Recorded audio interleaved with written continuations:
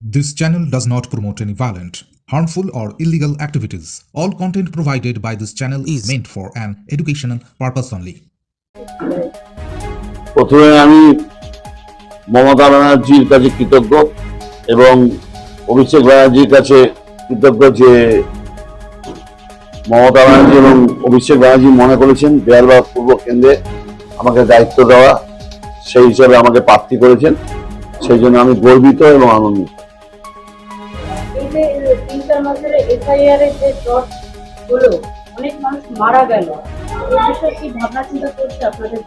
এটা তো বিজেপির পুরো পরিকল্পিত পরিকল্পনা। ওরা ওদের কেন্দ্রীয় ক্ষমতাকে কাজে লাগিয়ে ইলেকশন কমিশনকে পুরোপুরি রাজনৈতিক স্বার্থে ব্যবহার করে পশ্চিমবাংলাকে দখল করার জন্য এই এসআইআর চালু করেছে।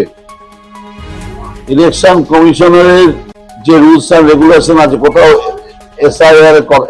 এসআইআর কথা লেখা নেই, কিন্তু ওরা জোর জবরদস্তি এই নির্বাচনের আগে মানুষের মনে একটা আতঙ্ক তৈরি করার জন্য আজকে এই প্রচেষ্টা চালিয়েছেন যে যেন তেন প্রকারে বাংলাকে ওরা জয় করবে।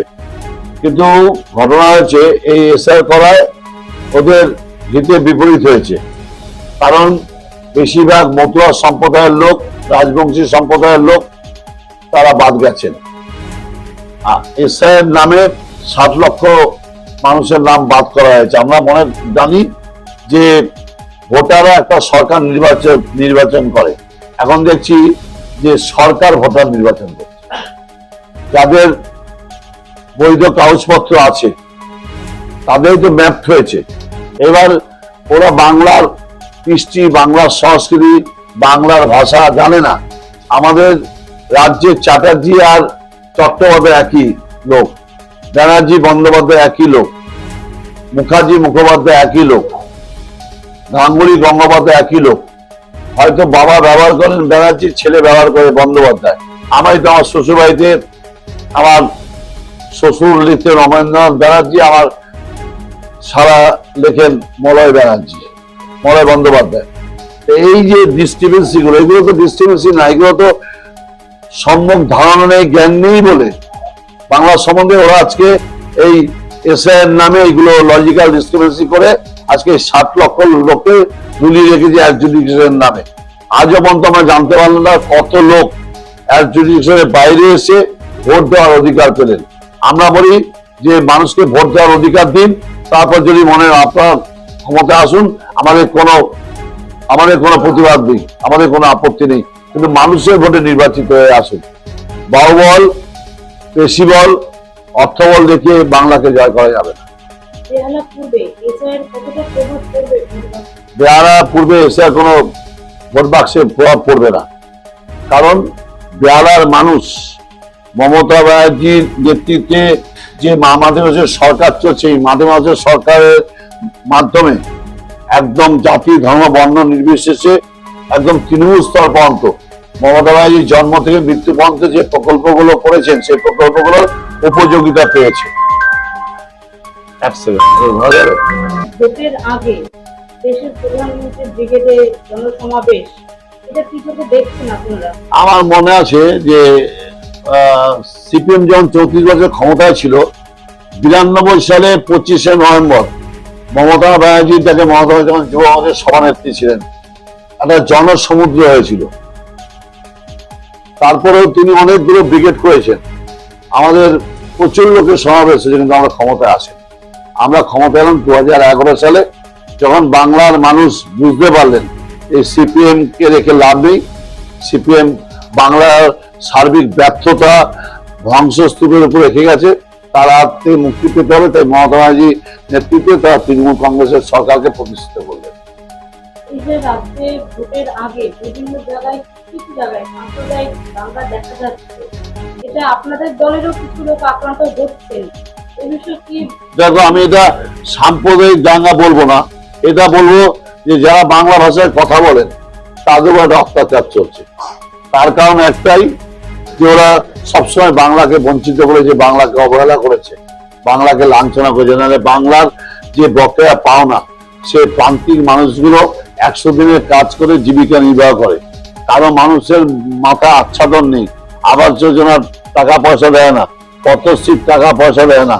ওরা শুধুমাত্র বাংলায় গায়ের জোরে দখল করার চেষ্টা করে আর বাংলার সংস্কৃতি কৃষ্টি নষ্ট করার চেষ্টা করছে।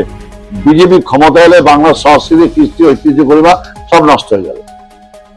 আপনি আপনার বেহালা পূর্বের এলাকার জন্য উন্নয়নের জন্য কতটা আমি আবার বলি, আমি কখনো কোনো প্রতিশ্রুতি দেই না। আমি মনে করি মানুষের যখন যে সমস্যা হবে সেই সমস্যা আমার সহকর্মী সতীর্থ সহযোদ্ধাদের নিয়ে সেই সমস্যার সমাধানে আমি চেষ্টা করব। কারণ প্রতিশ্রুতি দিলাম, যারা অনেক বড় বড় বিরোধীদের রাজনৈতিক নেতা আছে যারা এখন অনেক বড় বড় ঘোষণা করছেন, কিন্তু মমতা ব্যানার্জি আসার আগে কেউ লক্ষ্মীর ভান্ডারের কথা চিন্তা করেনি, কেউ স্বাস্থ্যসাথীর কথা চিন্তা করেনি, কেউ কন্যাশ্রীর কথা চিন্তা করেনি, কেউ যুব সাথীর কথা চিন্তা করেনি, কেউ গতিধারার কথা চিন্তা করেনি, কেউ স্টুডেন্ট ক্রেডিট কার্ডের কথা চিন্তা করেনি, কেউ বিবেকানন্দ স্কলারশিপের কথা চিন্তা করেনি, কেউ বা ঐক্যশ্রীর কথা চিন্তা করেনি, কেউ যুবশ্রীর কথা চিন্তা করেনি। আজকে মমতা ব্যানার্জি হওয়ার পর অন্যান্য রাজ্যে নকল করে আজকে সেই প্রকল্পগুলো চালানোর চেষ্টা করছে। আর বিজেপি এত বড় বড় কেন্দ্রীয় সরকারে আছে, ও তো অনেকদিন আগেই প্রকল্প ঘোষণা করতে হবে, সেই প্রকল্প তো করেননি। যে যুদ্ধ হচ্ছে, যুদ্ধের ফলে যে গ্যাস সিলিন্ডারের যে রাজ্যে একটা অরাজকতা চলছে, তো কি ভাবছেন? আজকে কেন্দ্রীয় সরকারের আগাম সতর্কতা নেওয়া উচিত ছিল না যে একটা যুদ্ধ চলছে, গ্যাসের সংকট হতে পারে, সেই জন্য আমি গ্যাসটা আমি সেইভাবে সঠিকভাবে সংরক্ষণ করে রাখবো যাতে মানুষের কোনো অসুবিধা না হয়। সেটা করেনি, শুধু বাংলার উপর দোষারোপ করে চলে যায়। বাংলা ভাষা জানে না, বিশ্বকবি রবীন্দ্রনাথ ঠাকুরের নাম ঠিক মতো বলতে পারে না, সুভাষ চন্দ্রের জন্মস্থান ঠিক মতো বলতে পারে না, রাজা রামমোহন রায়কে ইংরেজদের দালাল বলে, বিদ্যাসাগরের মূর্তি ভাঙে। ওরা জানেই না, যদি জানতো তাহলে জাতীয় সঙ্গীতটা কে রচনা করে সেটাই ওরা জানে না। ওরা জাতীয় সঙ্গীত গায়, ওরা জয়ন্ত কথাটা কে বলেছে ওরা জানে না, ওরা বন্দে মাতরম কথাটা কে বলেছে আর এতদিন পরে বঙ্কিমচন্দ্র, তাও বঙ্কিমদা, তাও সঠিকভাবে বলতে পারে না। ভোটের আগে বিভিন্ন বিরোধী দলনেতা নেত্রীদের কি বার্তা দেবেন? আমি বিরোধী দলনেতাদের তো বার্তা তাদের দলে করে তারা বলবে। আমি আমার ব্যক্তিগত বলি, আমি কোনো কুৎসা অপপ্রচার পছন্দ করি না। আমি মানুষের জন্য যা করেছি সেই কাজের উপর ভিত্তি করেই আমি মানুষের কাছে ভোট চাইবো, আশীর্বাদ চাইবো, সমর্থন চাইবো। কালকে কি বলবেন? ঈদে বলবো যে সম্প্রীতি রক্ষা করুন, সংস্কৃতি রক্ষা করুন, কৃষ্টি রক্ষা করুন, এটাই বাংলার।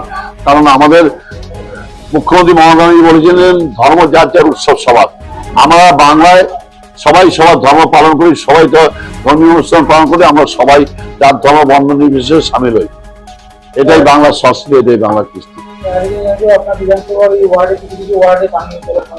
হ্যাঁ আছে, পূর্ববঙ্গে অনেকটা সমাধান হয়েছে, যে দু একটা জায়গায় আছে সেটাও হয়ে যাবে।